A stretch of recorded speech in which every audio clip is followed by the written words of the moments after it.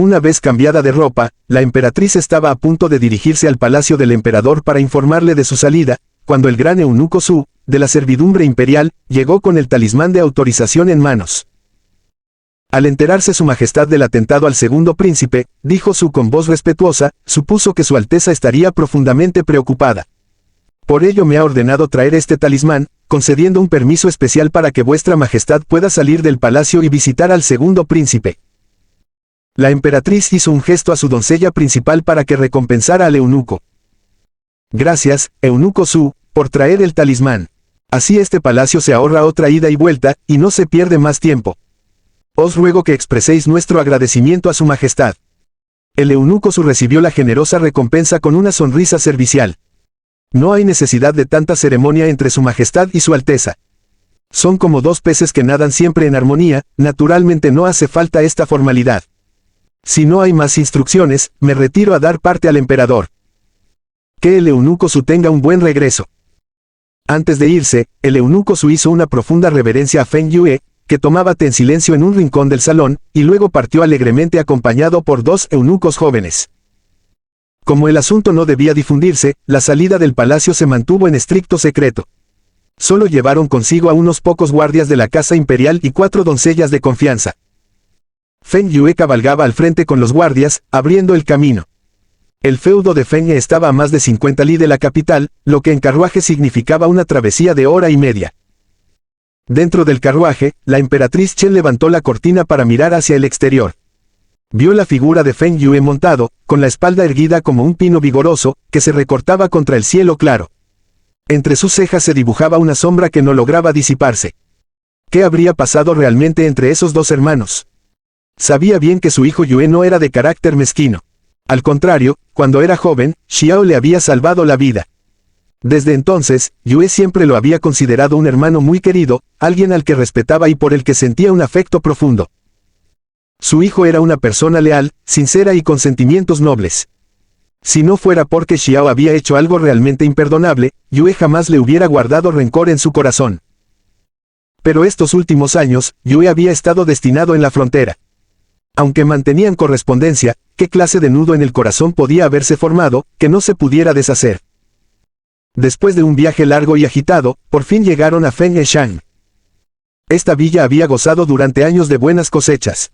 Rodeada de colinas verdes y arroyos cristalinos, con las montañas reflejándose en las aguas tranquilas, era un lugar ideal para el descanso y la recuperación del espíritu. El carruaje se detuvo frente a la entrada de la finca, y el mayordomo de la propiedad, ya prevenido, había hecho formar a todos los trabajadores en el patio para dar la bienvenida a la emperatriz y al príncipe de Wangling. Apenas divisó el carruaje a lo lejos, corrió a colocar el estribo, y se quedó allí de pie, con las manos juntas, claramente nervioso. Ante la presencia imperial, nadie osaba levantar la cabeza. Todos bajaron la mirada con respeto y se arrodillaron ordenadamente, presentando sus saludos.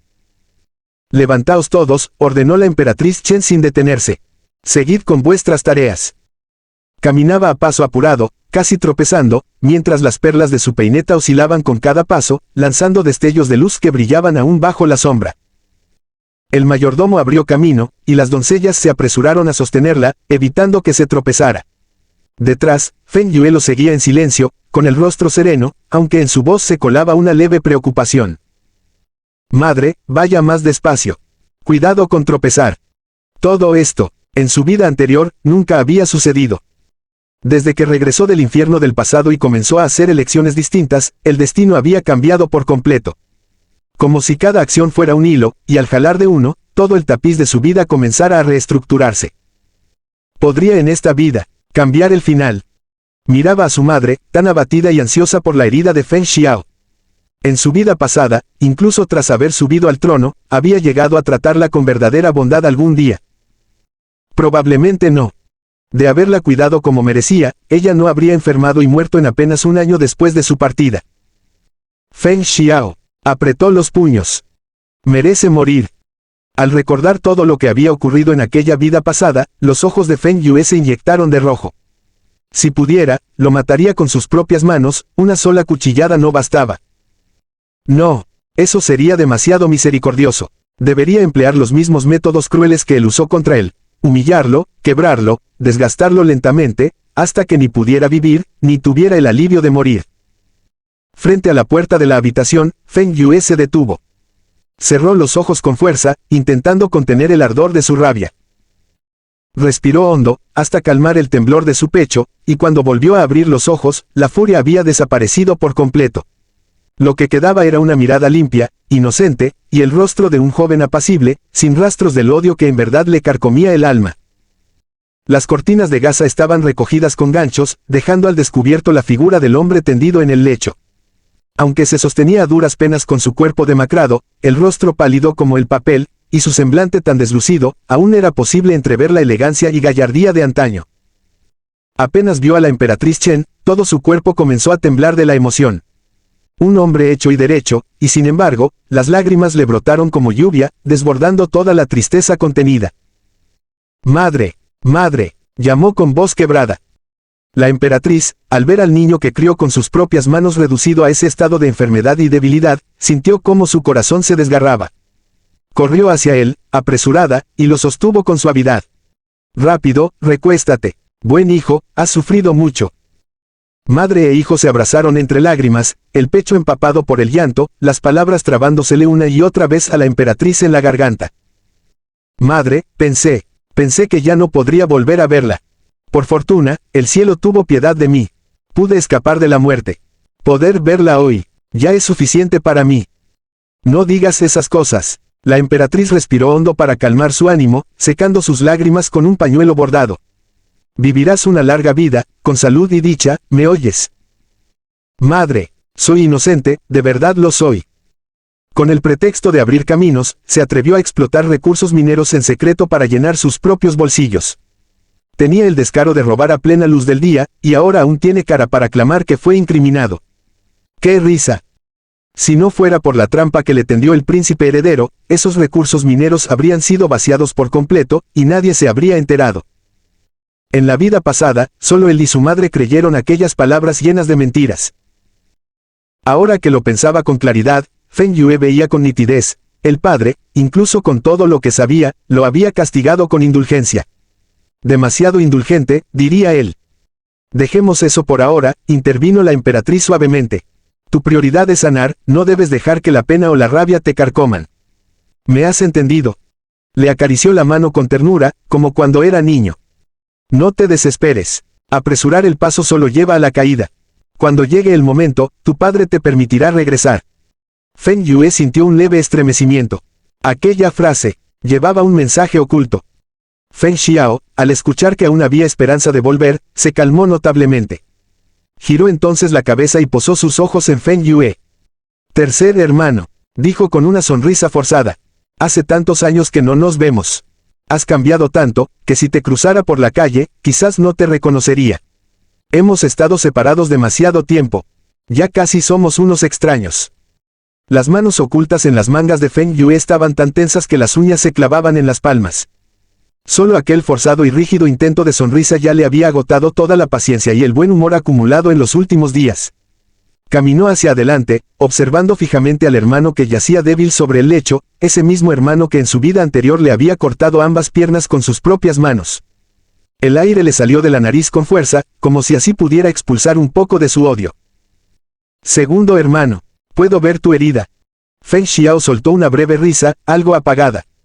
¿Qué hay que ver? Está toda ensangrentada. No vayas a asustar a madre. En la frontera ya estoy acostumbrado a estas cosas. A fin de cuentas, uno termina por aprender. Para heridas de espada o cuchillo, no le voy a pedir ayuda a un médico imperial. Y no era arrogancia. Feng Yue decía la verdad.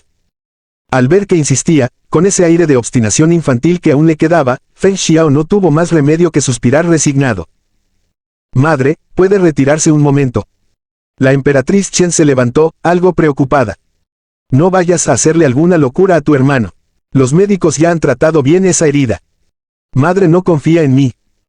No es que no confíe, le respondió con una sonrisa afectuosa, es que cada uno tiene su oficio. Hizo una seña a la doncella principal para que la ayudara a retirarse a la sala contigua a tomar el té. Feng Yue le indicó a Feng Xiao que se quitara la camisa, para poder examinarlo mejor.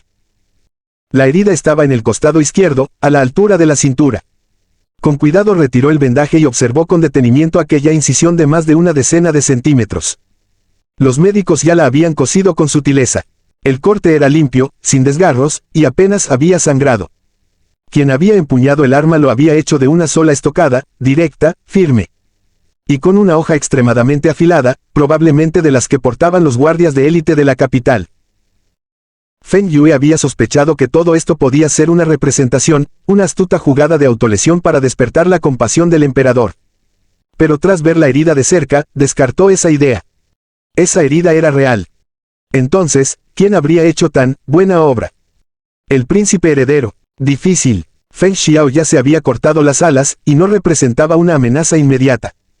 ¿Qué sentido tendría atacarlo ahora?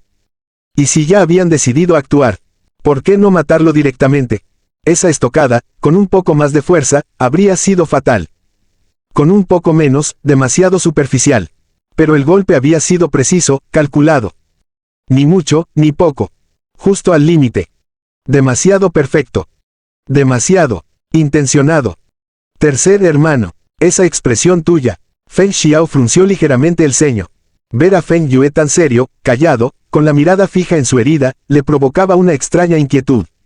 Si uno no supiera, pensaría que estaba a punto de morir. No te preocupes, segundo hermano. La herida está bien tratada. He sido yo quien se ha puesto a hacer de más, dijo Feng Yue al fin, con calma, mientras con movimientos diestros comenzaba a vendarlo de nuevo.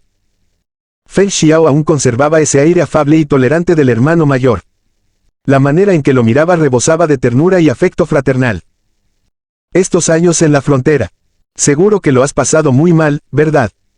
No tanto como imaginas. Después de todo, he tenido a nuestro abuelo materno guiándome. Me enseñó muchas cosas, paso a paso, de la mano. Esa ya es una fortuna que pocos tienen. ¿Y el abuelo? ¿Cómo está de salud? Más fuerte que nunca. Recuerdo que desde que tengo uso de razón, el abuelo ha estado en Xinjiang. Una vez, en un banquete del Año Nuevo en Palacio, llegué a verlo de lejos. Pero ya casi ni lo recuerdo. Feng Yue esbozó una sonrisa evasiva. Tal vez él tampoco te reconocería a ti. El otro día, cuando supe que habías regresado de una victoria, preparé una mesa con tus platos favoritos. Pensé que vendrías. Pero... La rabia ardía en el pecho de Feng Yue como un horno encendido. Sin embargo, su rostro permaneció tranquilo, su voz tan serena como si nada le removiera por dentro. Yo también deseaba acompañarte, segundo hermano. Pero he crecido. Ya no puedo dejarme llevar por lo que quiero. Padre organizó un banquete oficial para mí. ¿Cómo iba a faltar? Feng Xiao se quedó un instante en silencio, como sorprendido, y luego asintió con una sonrisa. Tienes razón, no lo pensé bien. Me dejé llevar por la cercanía de nuestra hermandad y no consideré las consecuencias. Entonces, al parecer, tú eres el que vive guiado por los afectos. De mi lado, yo parezco alguien que solo busca congraciarse con el poder, atrapado en la vulgaridad de la corte, replicó Feng Yue con una leve sonrisa, que no llegaba a sus ojos. ¿Realmente era un hombre de emociones sinceras? ¿O solo estaba tratando de sembrar cizaña entre él y el emperador? Solo él mismo sabía la verdad. Feng Xiao sintió que había algo extraño en esas palabras. Lo incomodaron, pero no pudo identificar por qué. Al final, decidió convencerse de que su hermano, tras pasar tantos años en la frontera, simplemente se había vuelto más directo y menos cuidadoso al hablar. Tú y madre se quedarán varios días en la villa. Regresaremos al palacio en 2 días, más o menos, dijo Feng Yue. Luego, como si algo le pesara demasiado en el pecho, se levantó de golpe. Saldré a tomar un poco de aire. Descansa bien, segundo hermano. Yo. Feng Xiao quiso decir algo, pero Feng Yue ya había cruzado la puerta con paso firme y se había alejado sin mirar atrás. La mirada de Feng Xiao se ensombreció. Un nudo de incomodidad le apretaba el pecho. Todos estos años, él ya se había rebajado suficiente. ¿En qué lo había ofendido ahora? Este tercer hermano, por muy correcto que se mostrara en apariencia, en el fondo, alguna vez lo había tratado como un verdadero hermano. Los jóvenes del salón del descanso solían ganarse unas monedas haciendo bordados y costuras para mantenerse. Pero muchachos como Wei Xiaofeng, que ni una aguja sabía manejar, solo podían ser enviados al patio trasero a lavar ropa. Después de todo un día fregando ropa, las manos de Wei Xiaofeng estaban completamente arrugadas, con la piel de las yemas de los dedos encogida y dolorida. El agua helada del otoño le calaba los huesos, y el más leve roce le hacía doler los dedos enrojecidos por el frío. Desde la entrada del salón, alguien gritó que era hora de cenar. Wei Xiaofeng, al oírlo, soltó de inmediato lo que tenía entre manos y se levantó de un salto para correr tras los demás del patio trasero. No había dado ni 2 pasos cuando el encargado lo detuvo. «Lava toda esta ropa y esas sábanas antes de irte», ordenó. Wei Xiaofeng abrió mucho sus ojos almendrados, con una expresión tan inocente como lastimera. «Si espero a terminar, ya no va a quedar comida. Ayer ni siquiera comí bien. Déjame ir primero, por favor». Intentó esquivar al encargado para correr al comedor, pero este lo empujó con fuerza. Wei Xiaofeng tropezó y cayó sentado al suelo. Los ojos se le llenaron de lágrimas. «¿Crees que viniste aquí para comer bien? Hiciste un poco de trabajo y ya quieres tu comida. Desde que se fundó el salón del descanso nunca ha habido tal regla». El encargado alzó el látigo que llevaba en la mano. Aunque Wei Xiaofeng se sintió profundamente agraviado, supo que un hombre sensato no se enfrenta al peligro en vano. Reprimiendo su rabia, se levantó a regañadientes y volvió a agacharse junto al pozo, sacando agua para seguir lavando la ropa sucia que apenas había tocado. Ya entrada la noche, colocó una lámpara junto al pozo y continuó, sin fuerzas, restregando la ropa. El estómago le gruñía de hambre como si las tripas se le hubieran anudado. «¿Cuándo acabará esta vida tan miserable?», murmuró, mientras se frotaba las piernas entumecidas. De pronto, un sonido crujiente surgió del montón de hierbas secas en la esquina del muro. La noche era oscura y silenciosa, y con todos los sentidos agudizados por el cansancio y el miedo, hasta el más leve ruido bastaba para erizarle la piel.